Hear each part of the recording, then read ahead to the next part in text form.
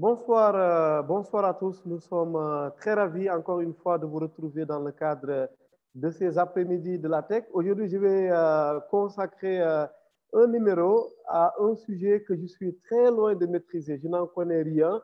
Ça s'appelle la programmation. Ça a toujours attisé ma curiosité à la fois, curiosité journalistique, mais curiosité également d'un simple ancien étudiant à Gaston Berger à Sanar.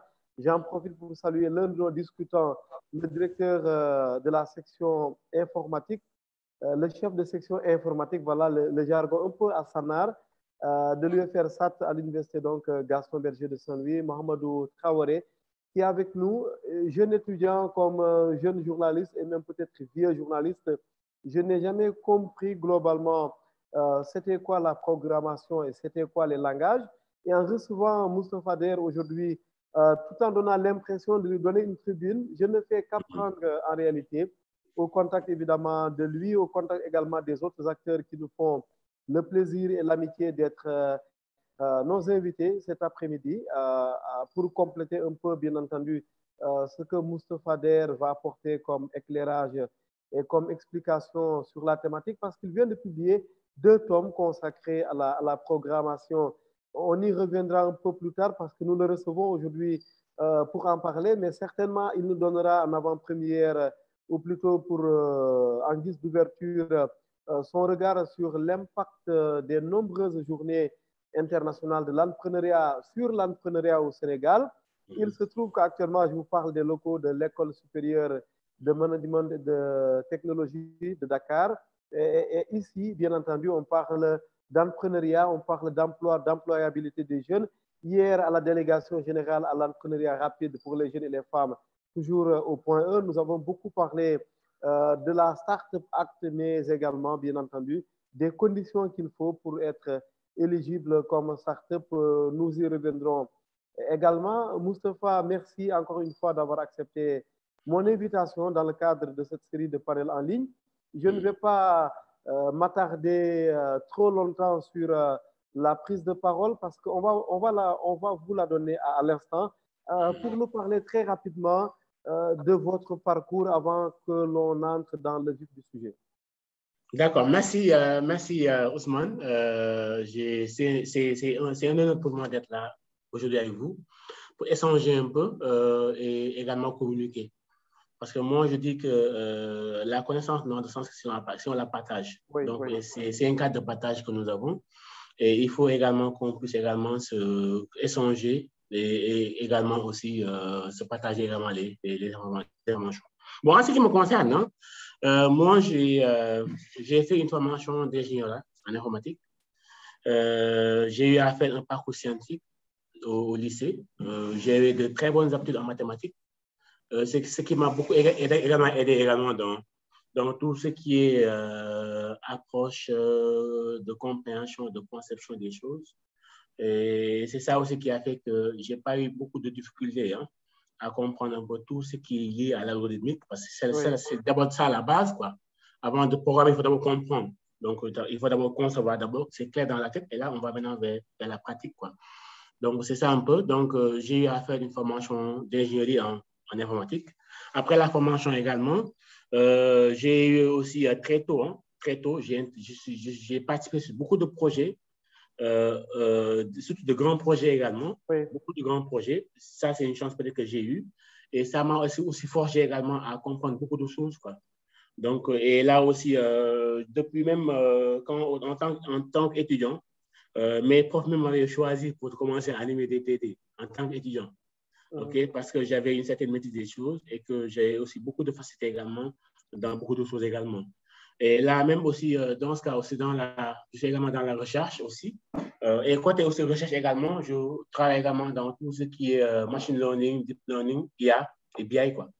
En résumé, c'est ça un peu. Donc, c'est ça d'abord que je tenais à dire. Mais aussi que l'autre fait également, c'est que j'ai eu aussi la chance été fait par des gens qui sont dans des universités qui sont en France. Et j'ai eu la chance également de participer dans ces programmes-là en tant que formateur. Et également aussi, j'ai aussi à côté avec beaucoup d'experts.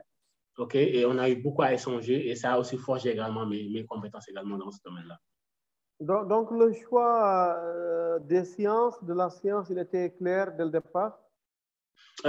Oui, bon, comme tout jeune, hein, parce que moi, déjà, je me rappelle quand j'étais tout jeune, je rêvais d'être un conducteur d'avion, quoi. Pilote, quoi. Ouais. Pilote, quoi. En tant que Apprentissage. jeune, quoi, Oui. je pense que je voulais devenir pilote. Bon, mais après aussi, hein, comme on dit, j'avais de très bonnes aptitudes en mathématiques. Donc, j'ai un très bon niveau en maths. Donc, c'est ça aussi qui m'a beaucoup aidé. Et après la formation, normalement, après le bac, bon, j'avais une possibilité d'avoir une bourse, mais les parents n'ont pas voulu que je parte. Et ils avaient raison. Je ne vais pas donner des détails ici par rapport à ça. Parce que je faisais partie des maîtres en mathématiques au lycée Mamoulaye. Bon, ça veut dire que c'est l'excellence. Oui. J'ai même fait autant le concours général en maths. Donc, juste pour dire que j'ai un très bon niveau en maths et ça a beaucoup aidé également dans tout ce qui est logique de compréhension et de conception des choses, quoi.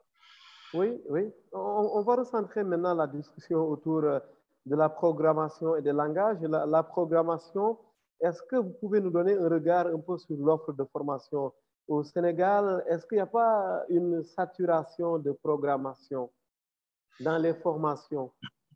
Oui, bon, je dirais, hein, c'est vrai que au Sénégal, quand on parle de formation, il y a de très bonnes écoles qui sont au Sénégal. Il y a de très, très bonnes écoles qui sont au Sénégal. Très bonnes écoles, aussi bien privées que publiques. Donc, je ne veux pas peut-être citer de nom pour qu'on dise Oui. que je fais un peu de la... Mais dans tous les cas... Non, mais allez-y, ne vous je peux, gênez hein, pas. C'est important que l'on sache. D'accord. Par exemple, je prends un cas très simple. Je prends le cas de Easy. Oui, le groupe Easy. Easy et le groupe Easy. Le groupe Easy, c'est une très bonne école. Très, très bonne école. Dans tout ce qui est formation en informatique, en génie logiciel et autres, c'est une très bonne école. Mais Et ça se comment passe très bonne école? Comment? Elle est bonne comment? Par exemple, je prends un cas très simple. Vous savez, les écoles, il y a des baromètres. Et les baromètres, déjà, je prends le premier baromètre, déjà, c'est les examens d'État. Et ça fait des dizaines d'années, ils étaient toujours premiers pour le système des BTS, premier au niveau national. Je prends aussi au niveau des concours également, il y a aussi le SMP qui est excellent. Excellent. SMP. Par exemple, si vous prenez maintenant en termes de résultats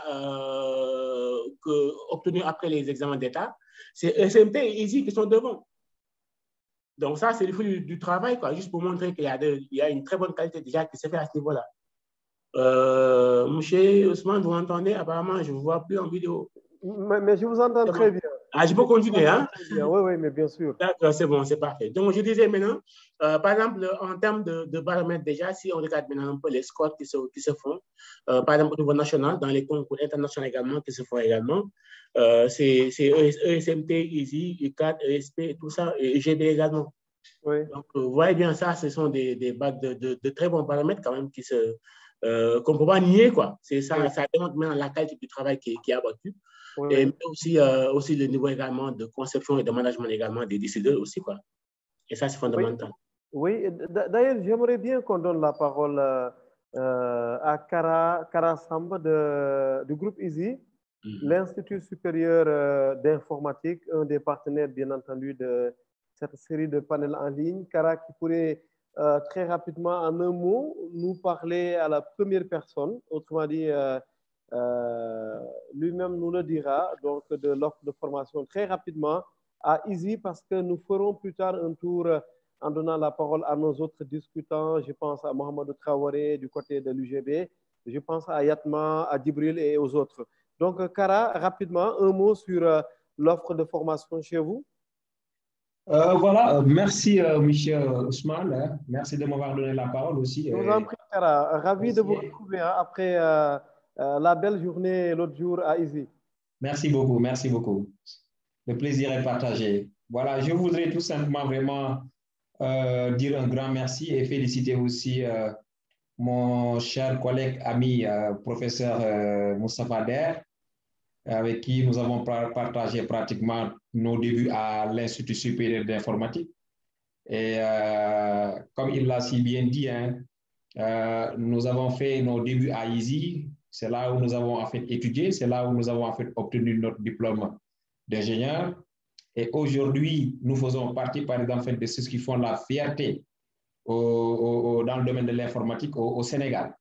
Et comme Michel Der aussi l'a vraiment dit, le groupe EASY, comme vous le savez, nous avons en fait 3 départements. Hein. Nous avons un département dans le domaine de l'informatique et génie logiciel. Nous avons aussi un département, par exemple, dans le domaine des réseaux et systèmes. Nous avons aussi un département de gestion. Donc, pour dire tout simplement que EASY aujourd'hui est devenu en fait un groupe qui est multidisciplinaire et qui donne la possibilité aux Sénégalais et à l'échelle même internationale la possibilité de venir se faire former et d'être outillés. Mais le livre, par exemple, qui nous donne aujourd'hui la possibilité d'être avec vous, M. Ousmane, qui a été rédigé par mon ami Michel Der, le guide du génie logiciel. C'est un livre déjà même que j'ai préfacé au début. Hein. Donc, le premier tome a été préfacé par moi-même, qui est un livre que même vous avez dit débutant en programmation, mais j'avoue quand même avec le niveau que vous avez, c'est un livre, si vous le prenez, vous pouvez faire comme je l'ai préfacé tout à fait à la fin avec le dernier paragraphe. On peut vous souhaiter un bon périple. Hein, mais avec plaisir, c'est ça, merci Kara, merci, avec plaisir. Merci beaucoup. Merci Kara. En fait, je n'écourtais pas un peu votre prise de position hein, de parole. C'était plutôt pour appuyer. Si vous avez d'autres choses, très rapidement, vous pouvez terminer. Oui, en fait, c'est vraiment inviter, même les invités qui sont déjà sur ce panel-là, s'ils peuvent vraiment expliquer aux apprenants, je ne dirais pas même élèves ou étudiants, mais je dirais tout simplement tout apprenant, que ce soit un littéraire comme un scientifique, c'est un livre qui peut vous donner la possibilité de comprendre l'algorithmique à la base. Et si toutefois l'algorithmique est acté dans notre esprit et que c'est très clair, on aura la possibilité de pouvoir faire de la programmation C++ et Python. C'est un livre que j'ai parcouru avec l'auteur même, qui est Moustapha Der. Oui. Quand j'ai fait, par exemple, cette préface-là, je me suis dit, même les gens qui ont même un bac L, qui ont un bac même S, qui ont un bac T, c'est quelque chose qu'ils peuvent partager et évoluer de manière générale. Et je leur souhaite vraiment, en fait, un bon périple pour parvenir à être vraiment de très bons développeurs. Et c'est possible avec ces livres-là. Je vous remercie, M. Merci beaucoup, Kara. Kara Samba du groupe EASY. Alors, Moustapha, comme Kara parle un peu de ce livre, moi, je voudrais, j'avais voulu qu'on y vienne un peu plus tard, mais c'est important de nous en dire un mot très rapidement. Après, on donnera la parole aux autres acteurs. Très rapidement, de quoi parle le livre? Très bien. Ousmane, on dit que la vidéo, la connexion. C'est bon, M. Der, on vous entend. Oui, c'est bon. Maintenant, parfait. Maintenant, je vais montrer. C'est vrai, comme vous l'avez si bien dit, hein, là, c'est le tome 1 qui est là. Oui.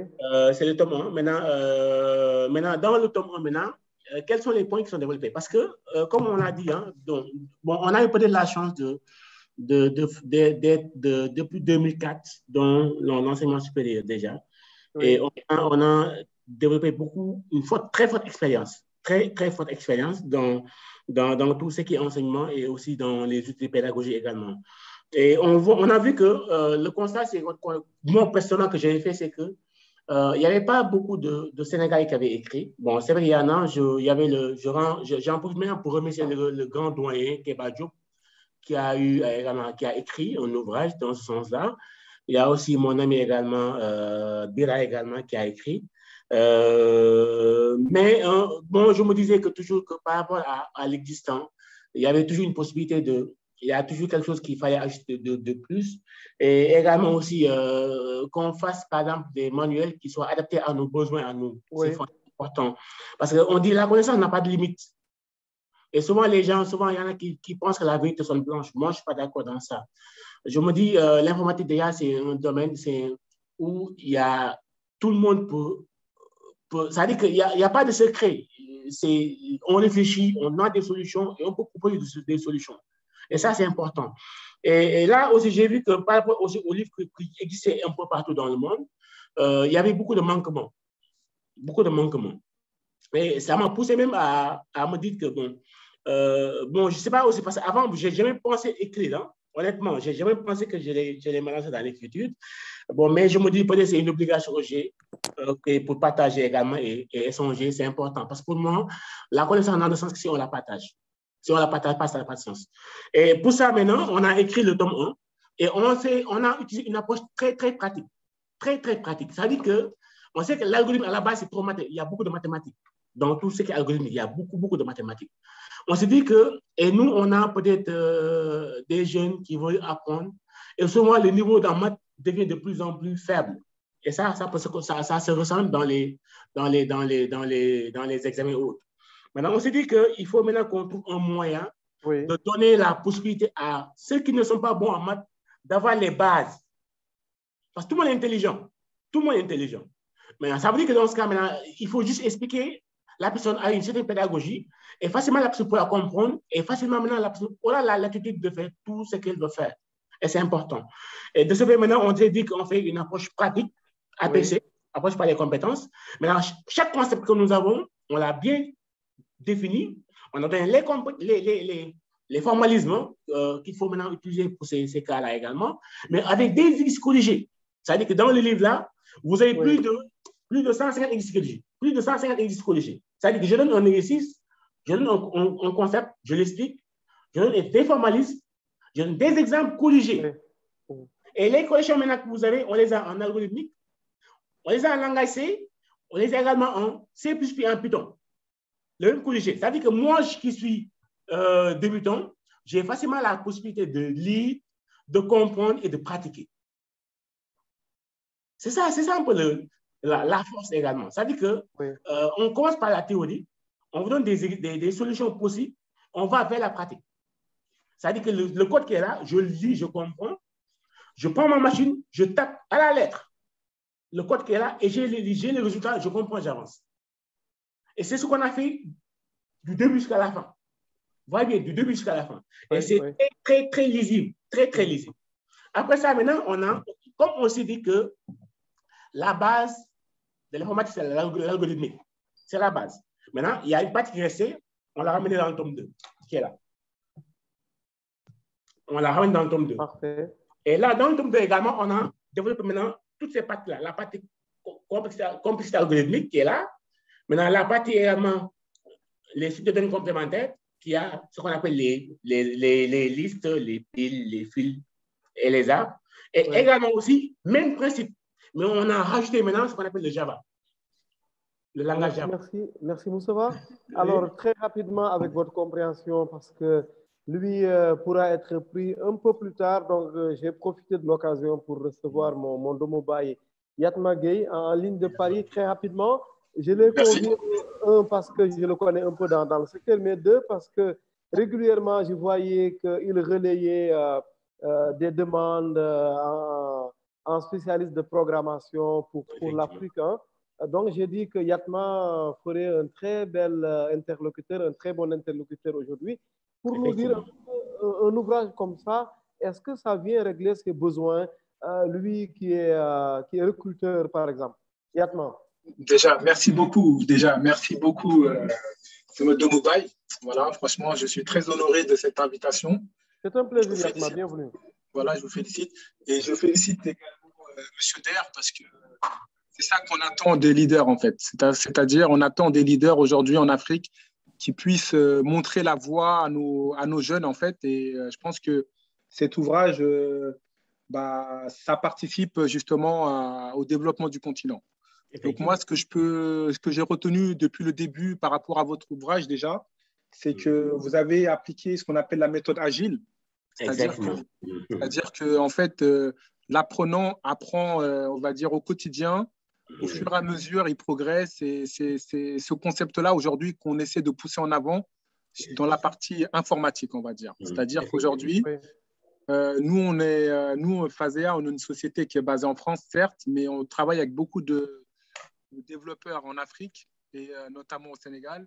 Et nous, aujourd'hui, on leur apprend plus à travailler en méthode agile, c'est-à-dire à progresser au fur et à mesure, à monter en compétences, parce que le but dans chaque métier, c'est de progresser et d'apprendre des nouvelles technologies. Voilà.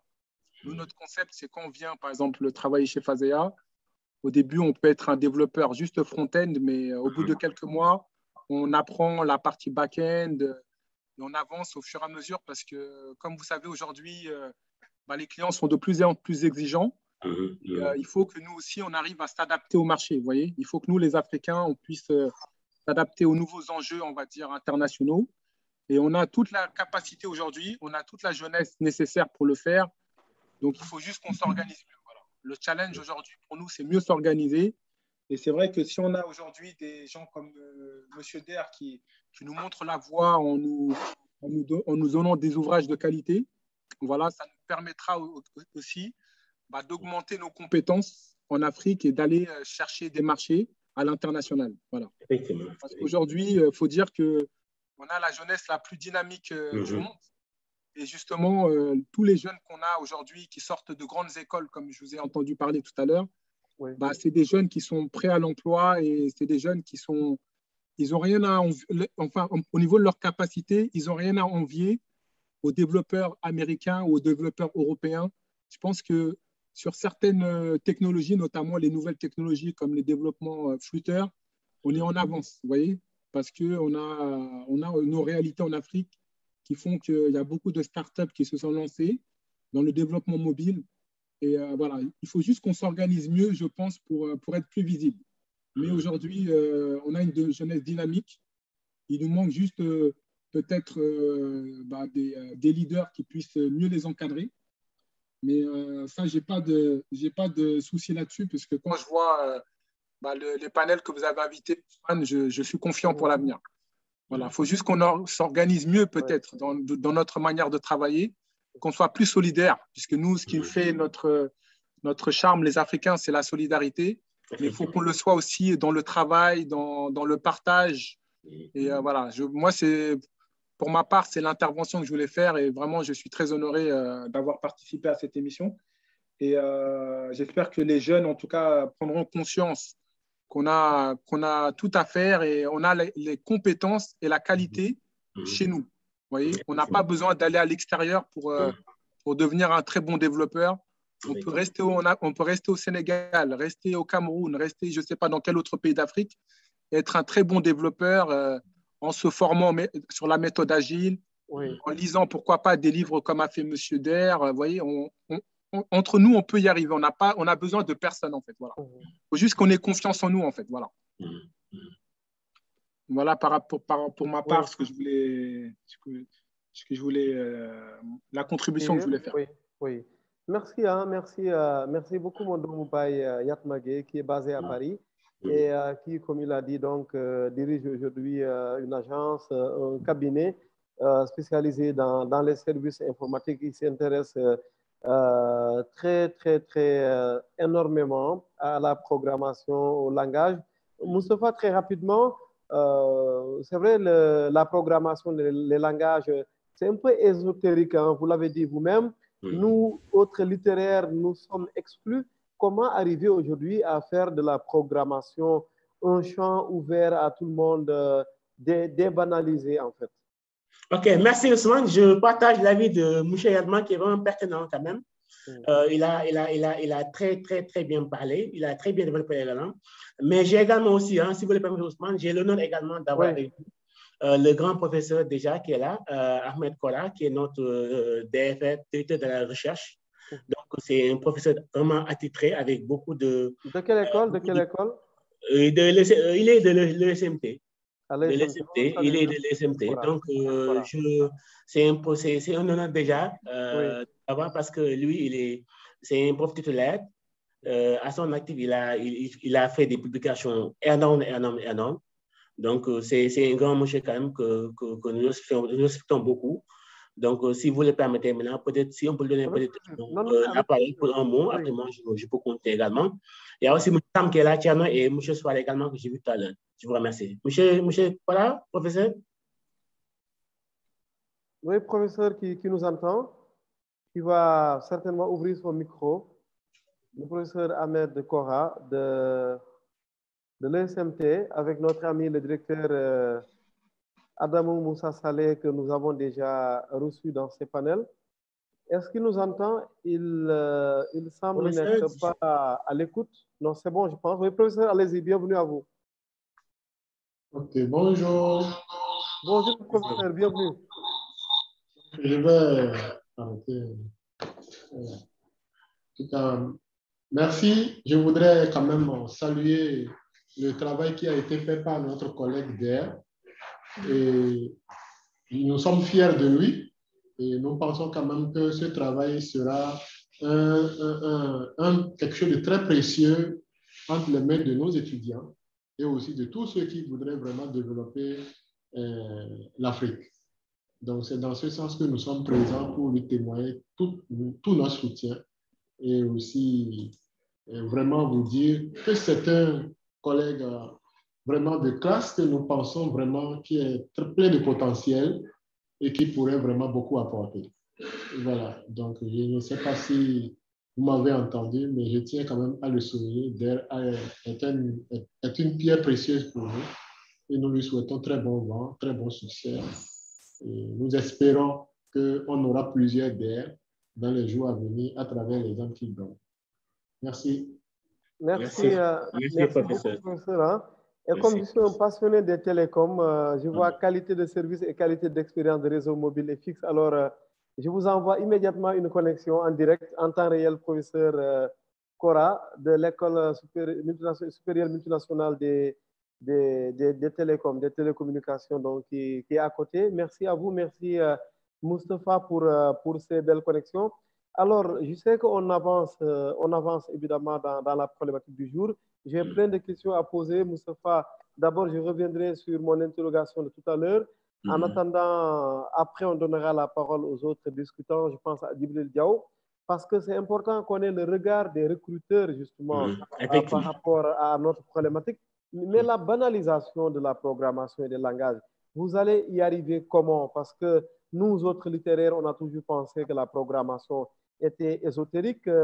J'ai toujours peur d'ailleurs, hein, j'éprouve une certaine crainte quand je parle à mes amis qui me disent je suis chez moi depuis 3 jours, je ne sors pas, il y a les codes qui me fatiguent, si ça se pose, je reprends. Rassurez-nous, s'il vous plaît, Moustapha. Bon, là, c'est vrai, hein, après, il y a mon collègue qui est là et mon collègue est grand, M. Jean-Marie Prela, qui va après peut-être parler aussi. Il a eu à piloter des projets similaires. Mais moi, je vais expliquer d'abord dans un premier temps. Je pense que très simple. Hein. Moi, je dis, vous savez, Ousmane, l'informaticien, le programmeur, c'est vrai, il peut être peut-être la personne la plus... bon, comment je peux le qualifier? Moi, je dis que c'est un magicien. Moi, c'est ça, en résumé. C'est parce que, vous savez pourquoi je le dis? Je dis, par exemple, quand l'informaticien, c'est un créateur de solutions. C'est un créateur de solutions. Il n'y a pas autre chose. Ça veut dire que et les solutions maintenant qu'on conçoit, il y a des préalables. Il y a des préalables. Maintenant, il faut juste voir que c'est vrai qu'on peut vous dire que il y a même, moi, je connais ceux qui disent que c'est compliqué. Ce n'est pas compliqué, hein. Honnêtement. C'est pas compliqué. Honnêtement. C'est pas compliqué, mais ça donne des mots de tête. Ça peut être bizarre, quoi. Pas compliqué, mais ça donne des mots de tête, non? Et bon, oui, bon, les mots de tête également, ça, oui, bon, oui et non, quoi, oui et non. Oui. Vous savez, c'est une passion. C'est-à-dire, quand on est passionné des choses, on les fait, on ne le sent pas. On en oublie la peine, oui. Effectivement, on ne le sent pas, on ne le sent pas. C'est-à-dire qu'on peut rester devant la machine, travailler du matin au soir, sans le sentir. Sans le sentir. Maintenant, peut-être, on peut avoir, si on est en production, on peut avoir des contraintes. Par exemple, si ça ne marche pas, oui, on a obligé des résultats. Si quelqu'un est IT, s'il n'est pas attentif à beaucoup de choses, il peut avoir ces problèmes-là. Mais je vous assure que quand on est passionné, on ne le sent pas. On peut rester du matin au soir, travailler sans le sentir.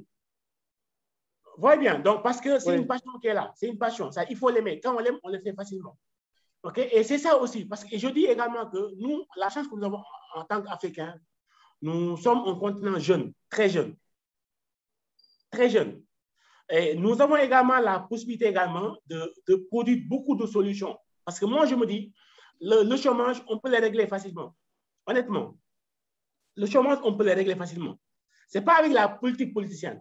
nous avons la possibilité déjà d'avoir une population très jeune, et même s'ils n'ont pas un bon niveau, un excellent niveau, nous avons la possibilité de les former. Parce que quand on parle de TIC, il y a beaucoup de métiers annexes affectés au TIC. Et ça, c'est important. Et aussi, il faut aussi voir aussi autre chose également. L'autre chose, c'est quoi? C'est que quand on me demande vous savez, il y a la pédagogie que nous avons. Par exemple, je prends un cas très simple. Vous prenez un livre de mathématiques, un livre d'algorithme pur. Je dis un livre d'algorithme. Vous le donnez à quelqu'un. S'il n'est pas bon en maths, il va fuir, il ne va pas continuer le livre. Il ne va pas continuer le livre. Mais je vous dis, vous prenez un livre maintenant qui est fait de façon très pratique. C'est-à-dire que j'ai le concept, à quoi ça sert, comment l'utiliser, j'ai des exercices, j'ai des corrigés, j'ai la pratique. Facilement, je peux lire, je pratique, je comprends et j'avance. C'est ça qui est important. Il faut qu'on puisse avoir des équipements assez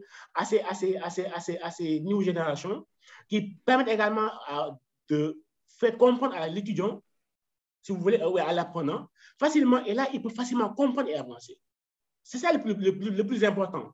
Maintenant, quand vous regardez le code, c'est vrai que le code, ça fait peur. Hein? Je vois un code que je ne comprends pas, je peux fuir du premier coup.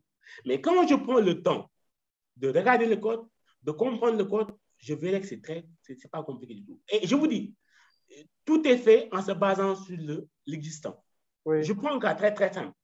Je dis que souvent que l'ordinateur est créé à l'image d'une personne. Vous allez me dire, non, ça, c'est pas possible, c'est bizarre. Mais l'ordinateur, c'est à l'image d'une personne. Je prends un cas très simple. Je vais expliquer de façon très, très, très simple. Je dis, l'ordinateur, quels sont ses composants? C'est deux choses. La personne, quels sont ses composants? C'est deux choses. Qu'est-ce qui nous compose, nous, personne? C'est deux choses. C'est le corps et l'âme. L'âme, maintenant, il fait fonctionner le corps. L'ordinateur, également, c'est deux composants. C'est le matériel et c'est le logiciel. Maintenant, le matériel, c'est quoi? C'est le corps. Le logiciel, maintenant, c'est l'âme. Point barre. Maintenant, on vous dit que, dans ce cas, quand je prends maintenant le logiciel, on me dit composante, aussi c'est deux éléments. Deux éléments de base, simples, lesquels je dis, il y a le système d'exploitation et il y a ce qu'on appelle les logiciels d'application. Tout ça sont des programmes. Maintenant, on vous dit, comment je fais maintenant pour avoir ces programmes-là? Je dis, il faut maintenant passer par l'algorithmique. Parce que l'algorithme maintenant me donne la possibilité de concevoir des solutions. Vous voyez bien, de concevoir des solutions. Et ce que je conçois comme solution maintenant, j'ai la possibilité maintenant de les mettre en œuvre. Mais pour ça, on me dit qu'il me faut des langages de programmation. Maintenant, les langages, maintenant, je les choisis par rapport au type de solution que je veux avoir. On me dit, moi, je peux faire une solution web, je choisis les langages web. Je veux une solution locale, je choisis les langages qui sont en local. Vous voyez bien, c'est pas compliqué du tout. Et maintenant, quand je vais dans un langage, maintenant, on me dit, je veux afficher un message, faites-moi ça. Je veux faire ça, faites ça, faites ça. Tout est là. Maintenant, quand je comprends maintenant... C'est des ordres qu'on donne à l'ordinateur. Exactement. Je donne des directives à l'ordinateur que l'ordinateur va exécuter. Mais à la fin, maintenant, je dois savoir que un programme a un cycle de vie. Je le crée, il doit évoluer, et je fais maintenant ce processus-là du début à la fin. Mais justement, moi, Moustapha, avant de donner la parole à Djibril Diao, on n'oublie pas Jean-Marie Frera également, qui va prendre la parole tout à l'heure. Djibril, rapidement, une question à Moustapha avant que vous ne preniez la parole. Je me suis toujours demandé, très jeune déjà, quelles étaient les limites d'un programmeur. Autrement dit, un programmeur, il a ses codes, on parle d'ailleurs de coding, hein, pour dire un peu, pour l'autre appellation de la programmation, codage ou coding. Bon, de plus en plus, c'est à la mode. Mais quelles peuvent être les limites d'un codeur ou d'un programmeur? Autrement dit, qu'est-ce qu'on peut ne pas faire aujourd'hui? Est-ce qu'on peut tout programmer? Est-ce qu'il y a des limites? Qu'est-ce qui fait qu'à un certain moment, on est bloqué humainement? Qu'est-ce qui fait qu'à un certain moment, je pose une question peut-être provocante, qu'est-ce qui fait qu'un programmeur ne peut pas programmer une personne réelle, en fait? C'est quoi le blocage? D'accord. Vous savez, bon, je me dis, il n'y a pas de limite, hein, honnêtement. Moi, c'est ça ma conviction. Moi, je dis, qui veut, il faut se donner les moyens d'avoir ce qu'on veut. C'est très simple. Et je dis, par exemple, les limites. On sait que avant, je prends des cas très simples pour expliquer. 10 ans avant, ou bien 15 ans avant, Ousmane n'a jamais pensé avoir son salaire dans son téléphone. Oui. Vous voyez bien, 15 ans avant, il y en a qui ne pensaient même pas avoir le salaire dans leur téléphone. Et maintenant, on est dans ce cas-là. Ça veut dire que la technologie ne fait qu'avancer. Et on parle maintenant des nouveaux métiers, les métiers émergents. Vous voyez bien, ça veut dire que dans ce cas, on est dans un système où la technologie avance. Et maintenant, il y a deux choses. Soit on avance avec la technologie, ou bien on s'arrête et on est dépassé. Vous voyez bien. Et ça veut dire que dans ce cas-ci, maintenant, et on sait que, je prends un cas très simple. Je prends le cas de ce qui s'est passé sur Facebook il n'y a pas longtemps. Oui. Le bug qu'il a eu, maintenant, il y a eu combien de pertes en termes d'argent? Oui. Il y a eu combien de pertes en termes sur d'autres secteurs d'activité qu'on peut considérer? Et ça, qu'est-ce qu'il peut le faire? Quand on parle de bourse, Oui. quand on parle d'inflation, quand on parle par exemple, de mobile money ou bien banque. De crypto-monnaie peut-être. Oui, bien. Quand on est dans ces trucs-là, on se rend compte que la technologie avance à des pas incroyables. Et même également aussi, dans la recherche également, ça évolue de façon exponentielle. On parle avant de IA, on parle de machine learning, là on est dans le deep learning maintenant, apprentissage. Oui. Oui, bien. Ça veut dire que ce sont des nouveaux concepts qui sont créés, de nouveaux métiers également qui naissent. Mais tout ça, c'est quoi la base selon vous? Même si vous n'êtes pas un spécialiste, vous savez que la base, c'est l'informatique. Oui. Mais on ne peut pas parler d'informatique sans parler de codage, de programmation. C'est possible. Parce qu'on fait faire des choses à l'ordinateur. On fait faire des choses à la machine, au robot. Vous voyez bien? Et ça, ce sont les codes qui le font. C'est-à-dire que si on met déjà les moyens qu'il faut pour avoir de bons codeurs, nous avons la possibilité d'avoir non, je dis, on va dépasser la vie en potentiel énorme. Est-ce que la banalisation de l'informatique ne devrait pas passer, je ne sais pas moi, l'école primaire, par exemple, pour qu'on s'habitue très vite à ces codes comme ça ça va être tellement banal, ce serait un peu comme le football au Brésil où chaque Brésilien naissant pense qu'il est venu au monde avec la maîtrise du ballon rond. Exactement, vous avez tout dit. Ça dit qu'il faut que ça commence depuis l'élémentaire. L'informatique de base, depuis l'élémentaire. Et maintenant, depuis les lycées, on les initie au codage. On les initie au codage. Et là, ça va donner des logiques très fortes déjà à l'étudiant, à l'élève en tant que tel. Voyez bien, et un élève déjà qui sait que depuis le lycée, je peux créer de petites pages web. Voyez bien, il va apprendre à acheter de nouvelles choses. Parce que là, les idées sont là.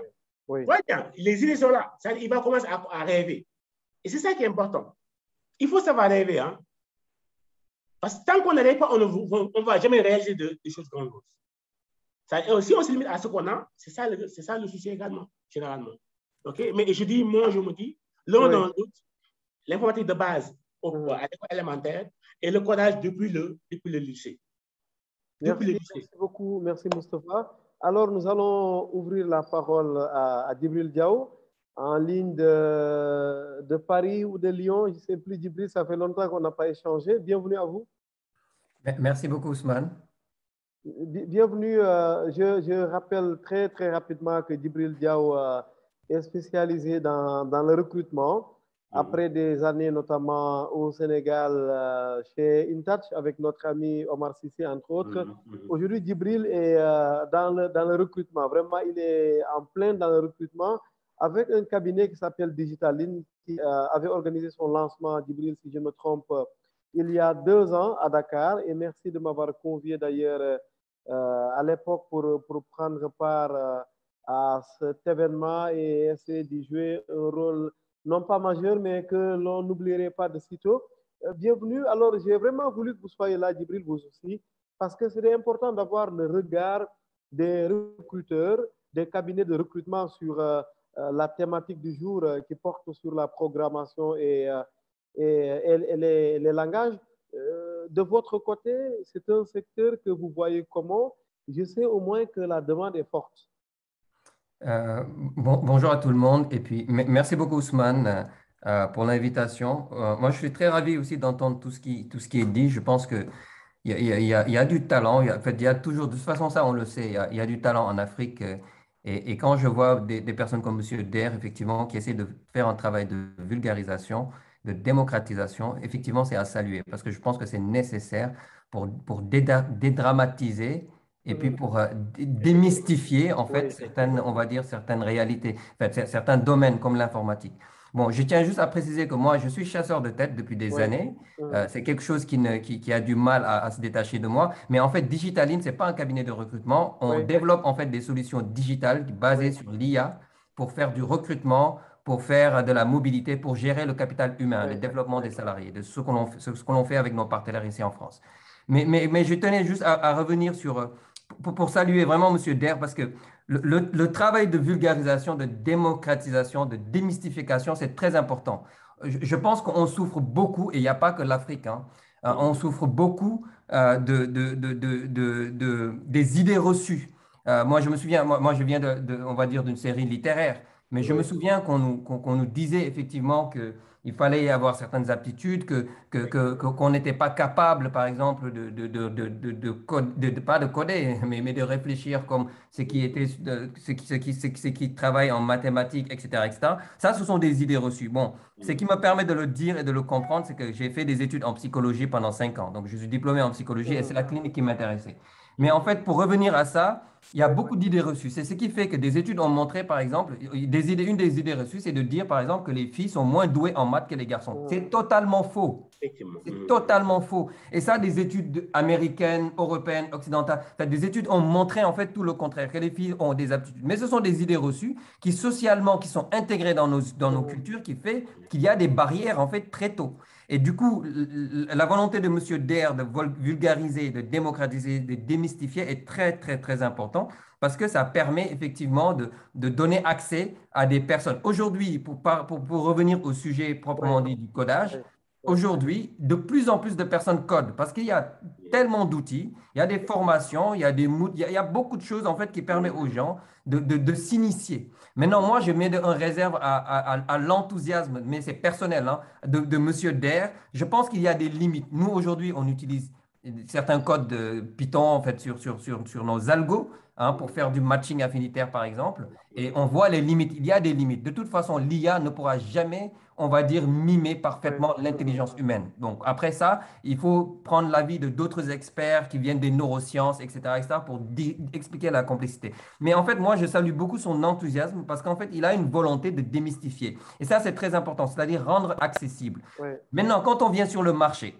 aujourd'hui, une des difficultés ce qui revient souvent avec les entreprises qui nous confient le recrutement et les développements, ça c'est une bonne nouvelle. C'est un des métiers qui recrute beaucoup, même en France, hein. Et je pense que Monsieur Yatma, si je ne me trompe pas, peut le certifier, parce qu'aujourd'hui, l'accélération, l'obligation des entreprises de se transformer numériquement et digital fait que les programmeurs sont de plus en plus sollicités.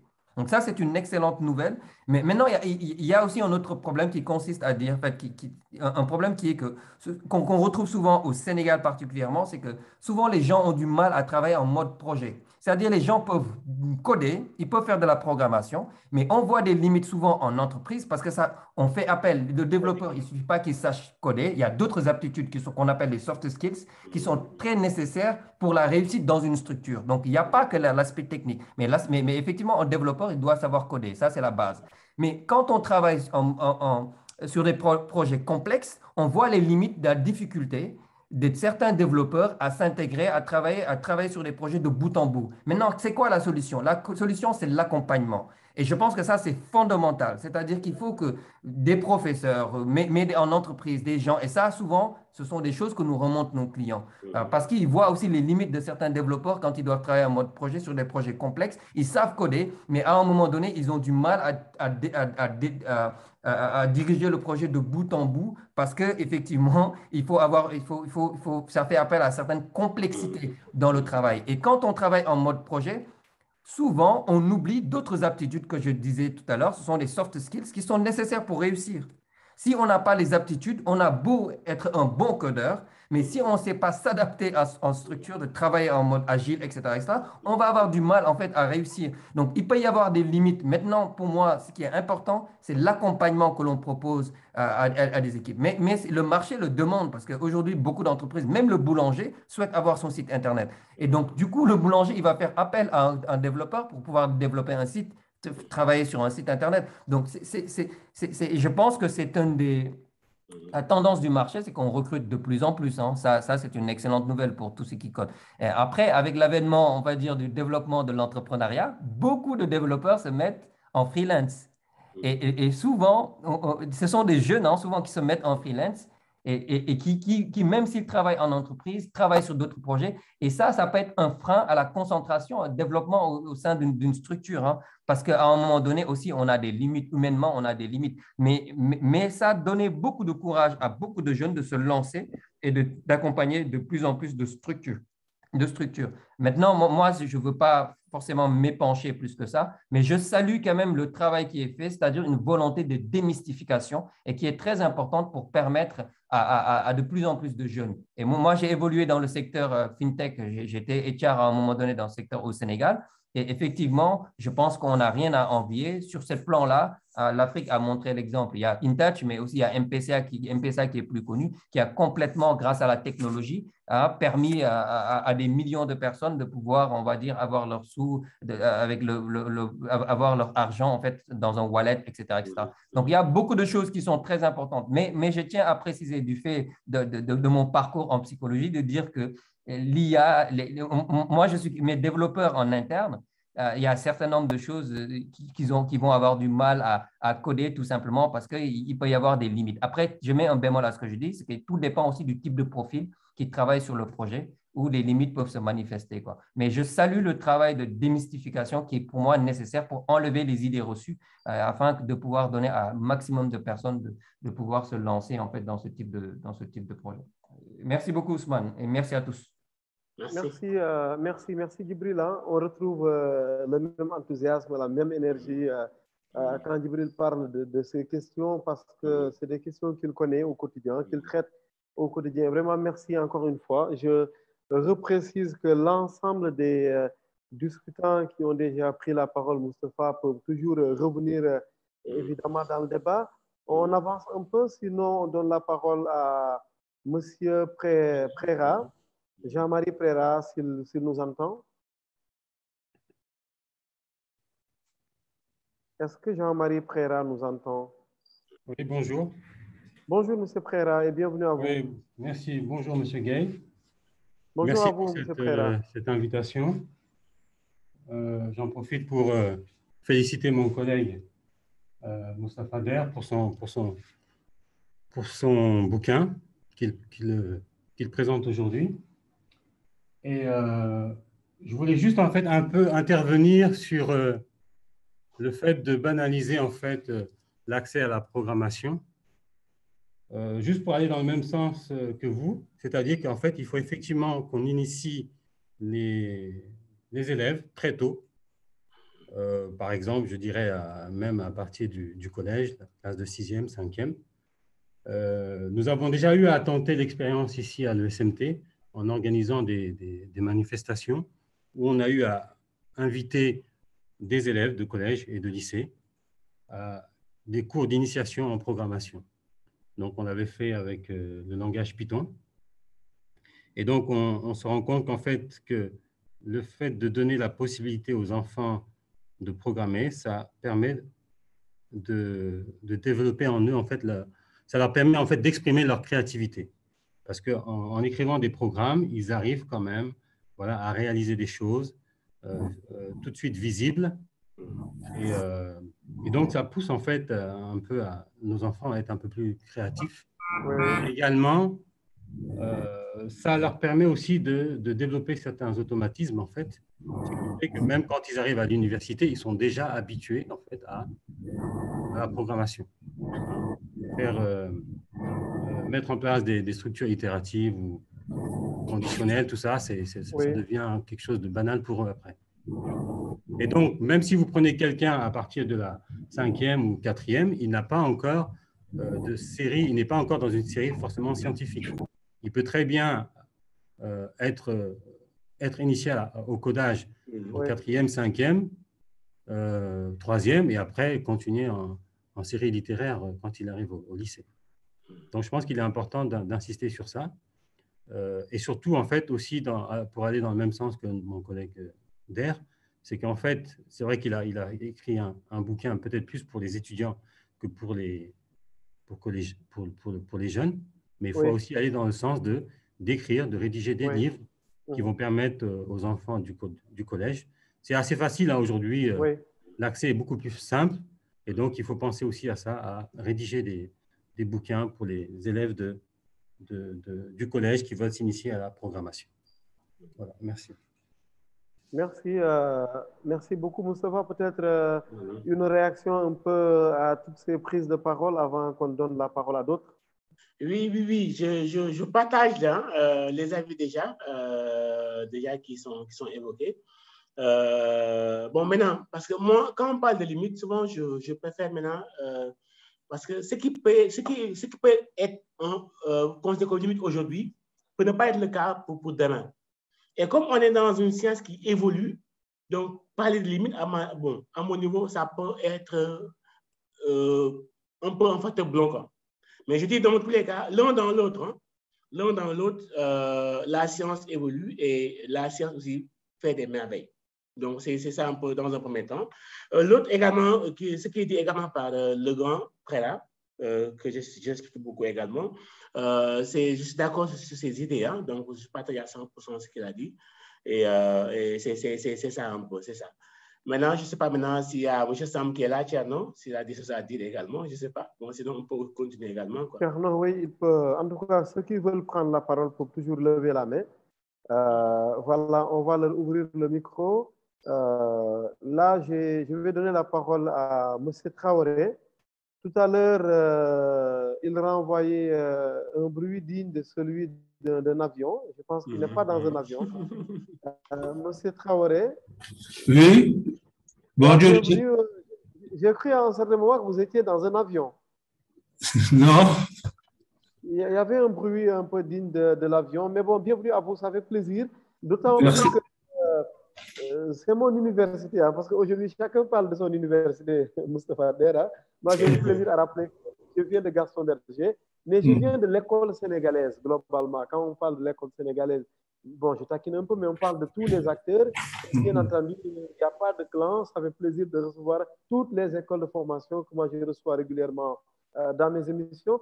Peut-être une première présentation, M. Traoré, avant qu'on ne place une question. Merci, M. Gueye. Je suis M. Mahamadou Traoré, chef de section informatique à l'unité de formation de... Oui, M. Traoré? Il y a des coupures chez lui, apparemment. Alors, il y a une petite coupure. Mais par contre, si vous le permettez, Ousmane, le lien là, il y en a qui me disent que le lien n'est pas fonctionnel. Hein? Le lien sur Facebook là. Il n'est pas. Le lien n'est pas fonctionnel, quoi, le lien sur Facebook. Ah, c'est étonnant parce que ça marche toujours sur Facebook. Hein? Bon, je vais. Bon, est-ce que eux, leur connexion est toujours fonctionnelle?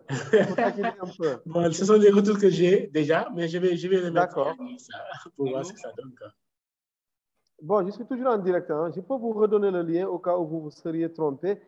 Comme on parle de codage et de programmation, est-ce que vous ne vous êtes pas trompé sur peut-être un chiffre de trop? Je vous redonne le lien. D'accord. Je vous redonne le lien. D'accord. Monsieur Traoré? Allô, M. Gueye? Oui, vous avez été interrompu tout à l'heure. Là c'est bon, on est désolé pour cette petite coupure. Ok, désolé aussi. Hein. Bon. Voilà, donc je suis M. Traoré Mahamadou, chef de section informatique à l'unité de formation et de recherche des sciences appliquées et technologies de l'Université Gaston Berger de Saint-Louis. Alors, merci M. Gueye de m'avoir invité pour permettre de vous parler de nos offres de formation ici à l'UGB. Je salue également tous les panélistes. Et le débat est intéressant. comme ça tourne autour d'un ouvrage que M. Der vient de publier. Bon, ce que je peux dire avant d'attaquer nos offres de formation, ce que je peux dire sur l'ouvrage de M. Gueye, je pense que c'est un ouvrage qui est venu à son heure, quoi. Parce que ça va faire plus d'une trentaine d'années que depuis vers la fin des années 80, avec la mise sur pied de la section informatique au département de mathématiques à la fac de sciences. Donc, ça va faire plus d'une trentaine d'années que nous sommes en train d'enseigner la programmation et les algorithmiques, mais on n'a pas trop d'ouvrages locaux, je veux dire, parce qu'on travaille avec des ouvrages qui nous venaient de l'extérieur, comme celui de Claude Delanoë. Voilà. Maintenant, M. Der vient donc enrichir le paysage avec ces ouvrages-là. Ça ne peut qu'être bénéfique, on doit saluer. D'après ces explications également, bon, je n'ai pas lu le livre, hein, bon, d'après ces explications, j'ai compris que c'est des concepts théoriques qui sont développés, suivis donc d'exemples de code qui sont proposés en algorithmique et implémentés donc dans un langage de programmation. Je pense que l'approche est à saluer, que ça peut aider nos étudiants donc à s'approprier la chose, quoi. Effectivement. Alors, ceci dit, hein, par rapport à l'offre de formation en programmation, ici à l'UFRSAT, la politique, elle est simple chez nous. Hein. Tout étudiant qui intègre l'UFRSAT, il doit programmer. Tout. Donc, on a deux catégories de population qui entrent ici. Ceux qui font MPI et ceux qui font MAS. MPI, c'est maths, physique et informatique. MAS, c'est mathématiques appliquées aux sciences sociales. Ils font tous de la programmation depuis la première année jusqu'à leur sortie. Donc, vous voyez bien, pour vous dire combien cet aspect est important ici donc, au sein de l'Université Gaston Berger. Voilà. Donc, L1, L2, donc, les cours sur les programmations sont répartis de cette sorte. Nos étudiants, donc, depuis L1 jusqu'à master, donc, c'est de l'algorithmique, c'est des cours de programmation, n'est-ce pas? Programmation objet, etc., qui sont déployés jusqu'à la sortie. Alors, à master, ce qu'on peut retenir, ce que je peux dire, donc, en termes, donc, bon, ça, c'est relatif au deuxième point que vous m'avez évoqué par rapport au travail. En master, des programmes de développement d'applications mobiles sont dans nos curricula. Ce qui permet, n'est-ce pas, à terme, d'autonomiser nos étudiants. Donc, ils sont, quelqu'un a parlé de freelance. Donc, c'est des cours qui permettent aux étudiants de se prendre en charge. Vous voyez bien, à l'issue de ce cours-là, c'est des projets vraiment innovants que ces étudiants nous proposent dans leur mémoire de fin de cycle. Donc, pour vous dire que c'est la programmation donc, permet d'avoir des étudiants autonomes, n'est-ce pas, qui mettent en place des solutions qui sont prêtes à être déployées sur le marché. Donc, déjà, en forme de mémoire de masse, c'est des solutions comme ça, n'est-ce pas, qui sont réellement déployées sur le marché, quoi.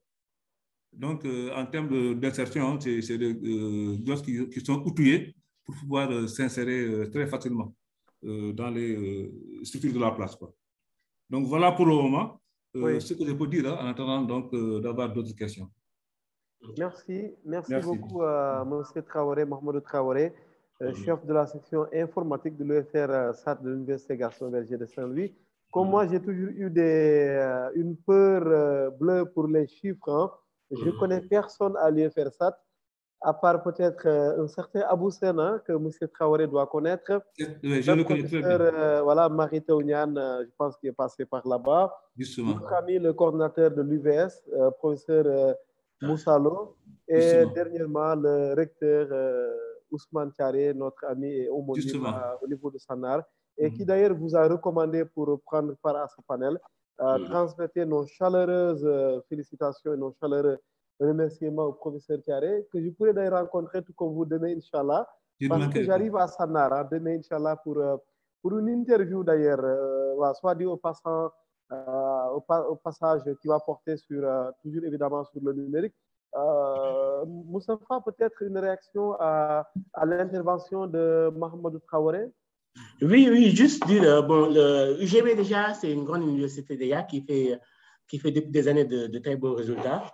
Moi, le dernier CDP, j'ai été là-bas, j'ai formé tous les personnels du rectorat de l'UGB. Wow. C'était dans le cadre du CDP, le contrat de performance. C'était en 2000, je ne me trompe pas, 2015 ou 2016, comme ça. J'ai fait tous les personnels administratifs du rectorat. C'était sur les TIC, quoi. J'étais là-bas dans le cadre de la formation du CDP. Oui. Mais j'ai beaucoup aimé quand même cette université-là parce que ça fait du bon boulot également, quoi. Merci. Alors, la suite, vous la prévoyez comment? Le lancement, on en parle beaucoup. Au mois de janvier prochain, donc l'année prochaine, quelle est la carrière que vous voulez donner à ces 2 tomes qui viennent de sortir? Bon, en principe, ce n'est pas 2 tomes, il y a 7 tomes qui doivent sortir. Wow! Donc 2 tomes en attendant. On peut le dire comme ça. Oui. 2 en attendant, c'est ça. Les 2, il y a 7 tomes qui doivent sortir, les 2 sont déjà là.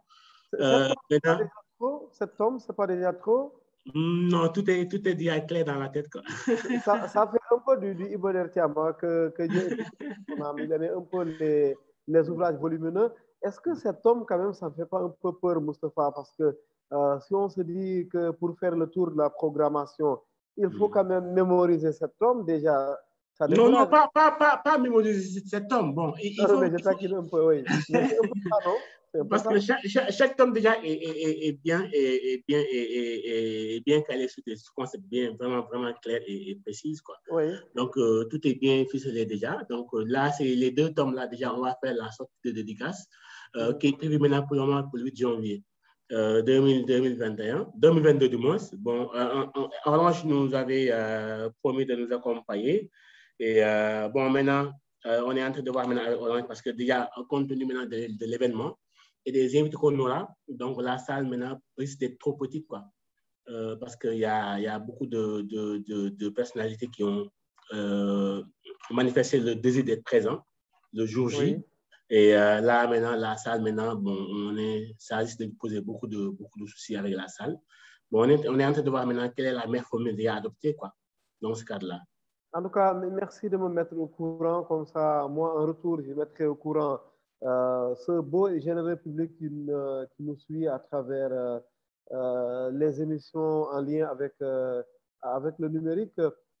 Très rapidement, s'il y a une prise de parole à faire dans le public, c'est l'occasion de lever la main pour peut-être poser une question, faire une suggestion, apporter une contribution. Moi, j'aimerais vous challenger un peu sur évidemment les champs d'application, je dis bien les champs d'application de la programmation du coding. Est-ce qu'au Sénégal, il y aurait des secteurs qui seraient oubliés? Parce qu'on a comme une sorte de saturation de la programmation, mais en même temps, est-ce qu'il n'y a pas des secteurs oubliés quand même? Bon, moi, personnellement, je dirais bon, c'est vrai qu'il y a des choses qui ne sont pas... Bon, je prends un cas très simple. Hein. Bon, ça, c'est peut-être nouveau. Je ne sais pas si le professeur peut en parler ou bien si je peux en parler, professeur Kola, parce qu'il y a au niveau de l'ICMT, il y a 2 masters déjà qui sont lancés. L'un, c'est en technologie déjà pour l'information pour la santé, qui est fait en partenariat avec l'Université de Grenoble et l'UCAD, avec la faculté de médecine de l'UCAD. Donc, c'est un master qui sera lancé cette année. Il y a aussi un autre master également qui est lancé avec 3IL, avec 3IL. Hein, et professeur, s'il est là, il peut donner plus de détails à ce point-là. Professeur, il est là? Professeur? Oui, je suis là. Oui, si vous pouvez donner plus de détails par rapport à ces 2 masters-là. Bon, en fait, nous avons 2 programmes qui sont labellisés par le campus franco-sénégalais. Et dans ces 2 programmes, vraiment, tout le travail que notre collègue est en train de publier actuellement sont vraiment très, très bienvenus.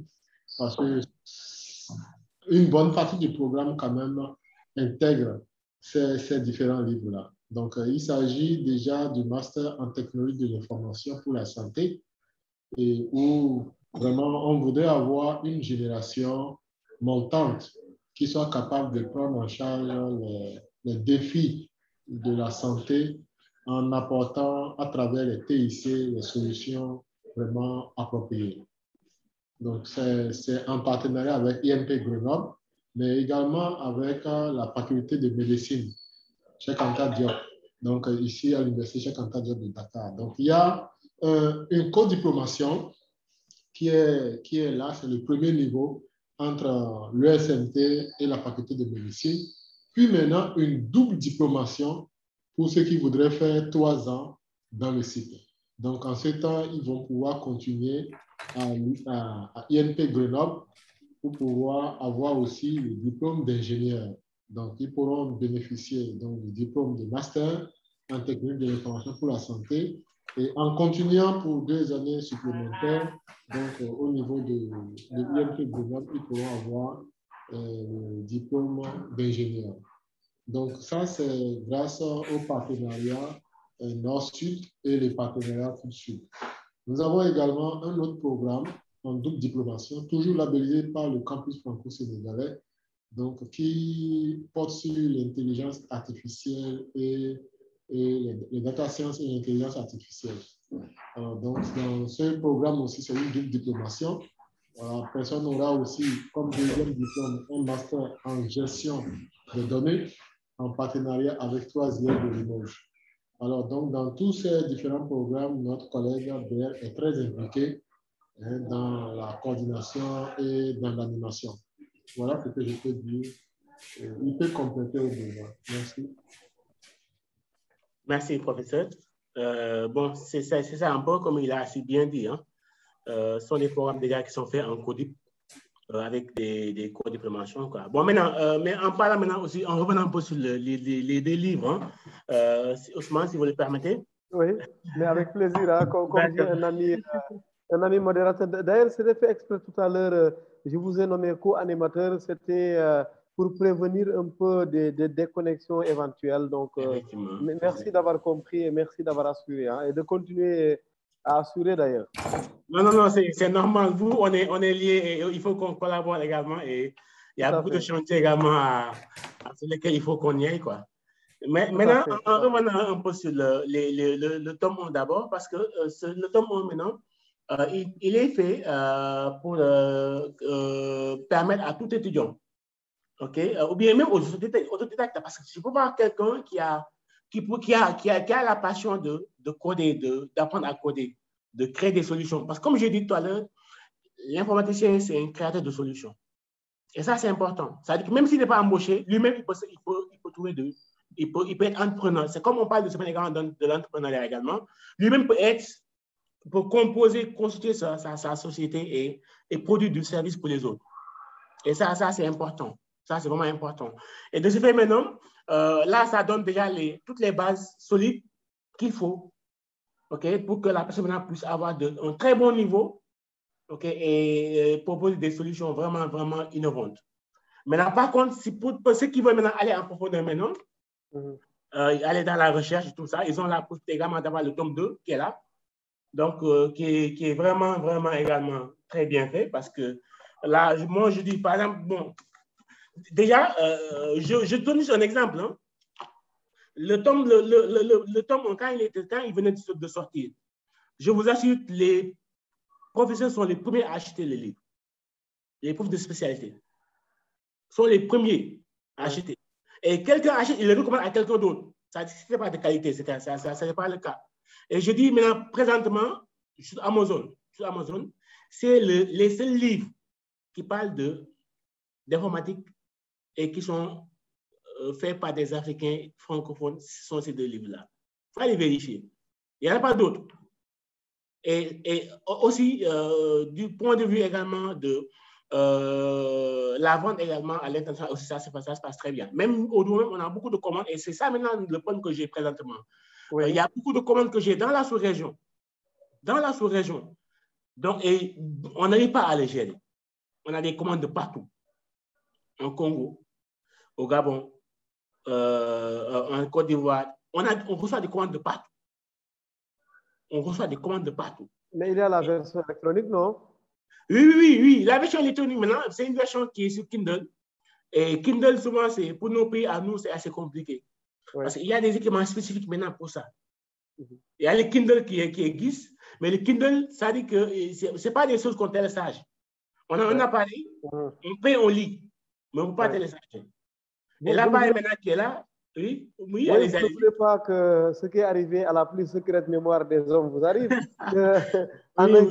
Exactement. Vous passe gratuitement le tour des groupes WhatsApp, quoi. C'est ce que vous évitez. Oui, c'est ça que j'évite également. Parce que c'est un travail déjà de plusieurs années déjà, et quand même, et c'est déjà protégé par les règlements et lois, même à l'international.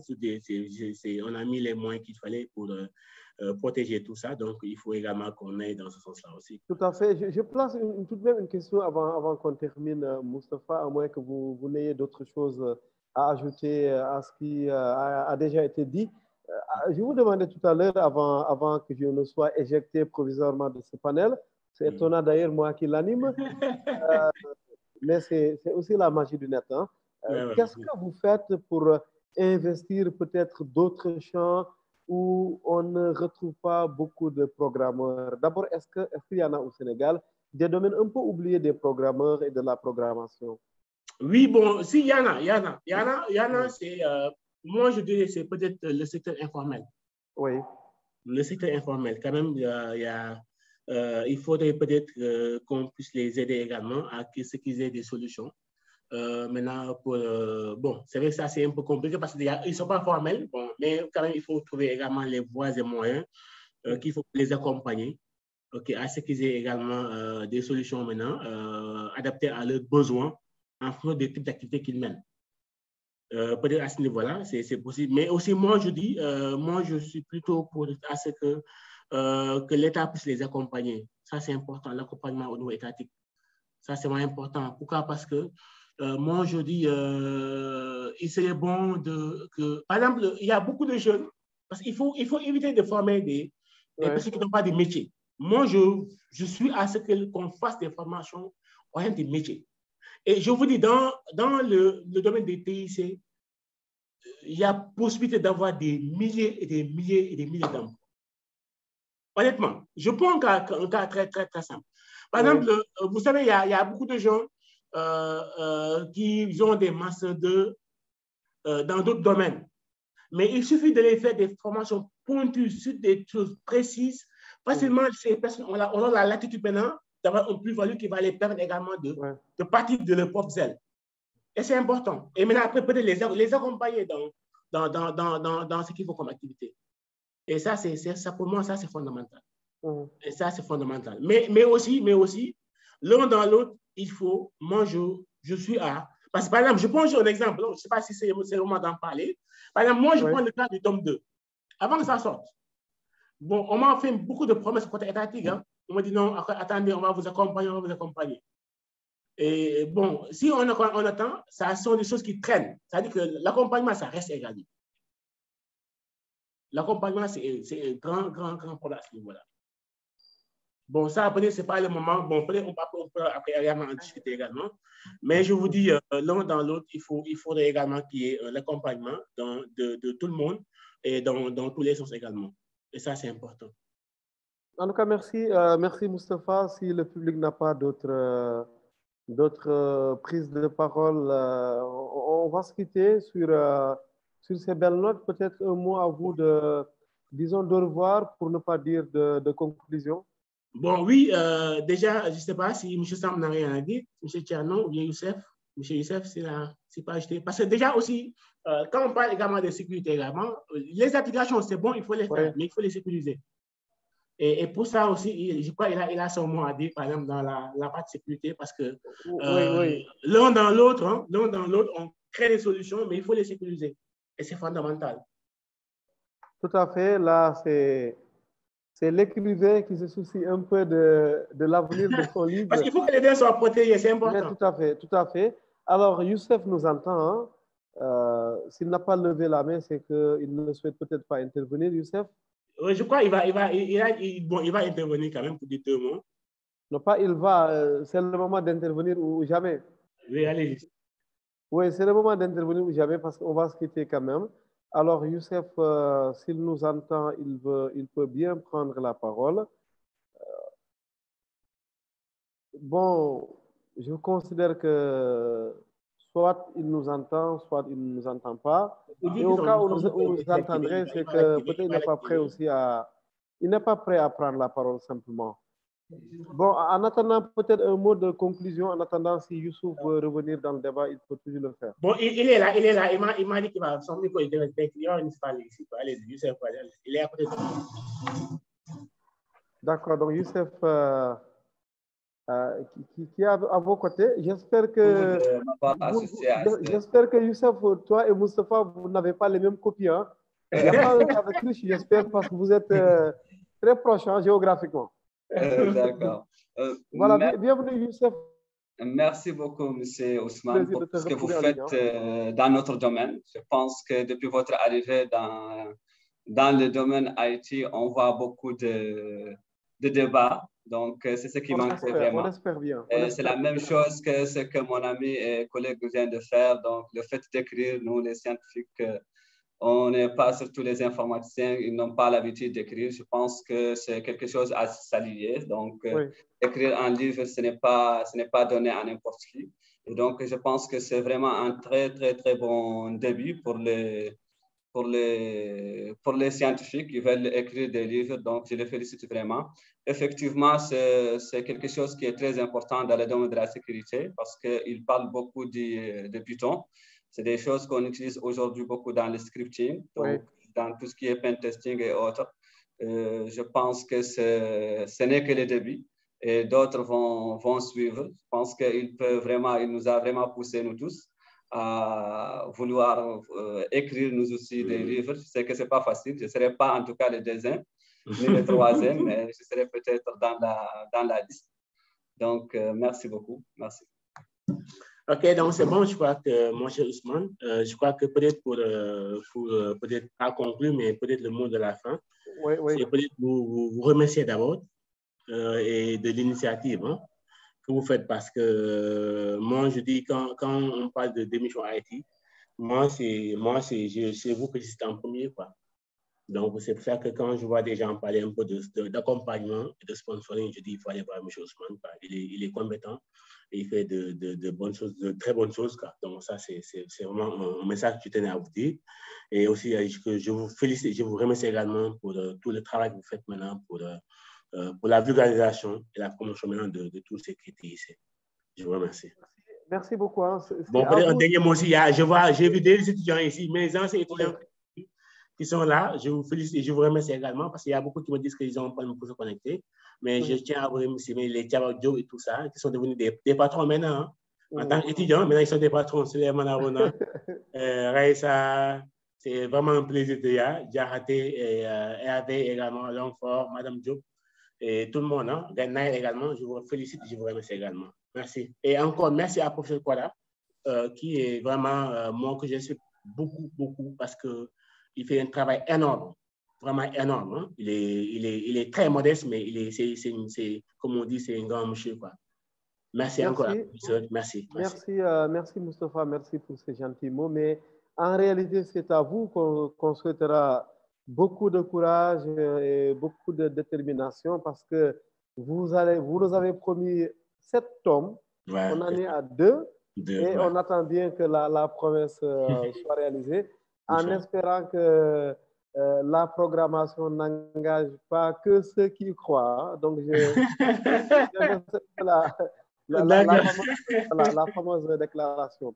Merci à tout le monde. Merci à vous, Moustapha. J'étais très ravi de vous recevoir. Et comme je dis, en donnant l'impression de vous donner une tribune, en réalité, je vous donne une tribune pour apprendre parce que moi, je connais absolument rien de la programmation. J'espère qu'à partir d'aujourd'hui, il va démarrer tout un long processus de connexion avec, bien entendu, le codage, le coding, c'est très, très important. Parce que d'autres écoles également de codage, comme Sonatel Academy, que vous avez évoqué tout à l'heure, cette série de rendez-vous en ligne sur la technologie, les appris de la tech. Mercredi prochain, Inch'Allah, nous allons vous retrouver. Nous serons le mercredi 17 novembre 2021 à 15h. Nous allons parler d'un sujet qui, évidemment, regardera forcément tout le monde, parce que nous allons parler de l'attractivité numérique du Sénégal, de comment vendre la destination Sénégal. Et à l'occasion, nous recevrons l'ensemble, ou en tout cas la plupart des acteurs qui travaillent dans tout ce qui est infrastructure au Sénégal, infrastructure numérique. On pense au parc des technologies numériques de Diamniadio avec Baskirouba, que nous avons déjà reçu. On aura Optique pour un regard privé sur, bien entendu, la politique infrastructurelle de l'État. On aura l'APIX, on aura la délégation générale au pôle urbain de Diamniadio et du Lac Rose, et puis on aura d'autres acteurs, des non-sénégalais, bien entendu, parce que nous ne croyons pas aux nationalités. Nous pensons qu'un regard d'où qu'ils viennent ou proviennent peut toujours nous être utile, et qu'on est dans un monde mondialisé, et que, bien entendu, les choses qui se passent au Sénégal sont forcément, disons, reproduites ailleurs avec une recontextualisation aux réalités locales. Merci à tout le monde. Ce panel fera l'objet de replay tout à l'heure, Inch'Allah, dans les minutes ou heures à suivre. Et vous serez notifiés sur nos différentes plateformes, notamment sur notre compte LinkedIn que je partage avec vous à l'instant. Je vous donne rendez-vous donc, Inch'Allah, mercredi prochain pour toujours recevoir les acteurs numériques et mettre en avant ce que nous avons de plus utile, c'est le développement de l'Afrique à travers le digital. Et heureusement, à travers le digital, nous ne sommes pas obligés de suivre les mêmes étapes de développement que les autres, qu'on appelle l'évolutionnisme en anthropologie. Donc, rendez-vous mercredi. Merci encore une fois à tout le monde, et puis merci surtout pour l'attention, la fidélité et surtout l'exigence. Voilà ce qui nous fait grandir. À la semaine prochaine, Inch'Allah. Merci encore. Merci, mon cher.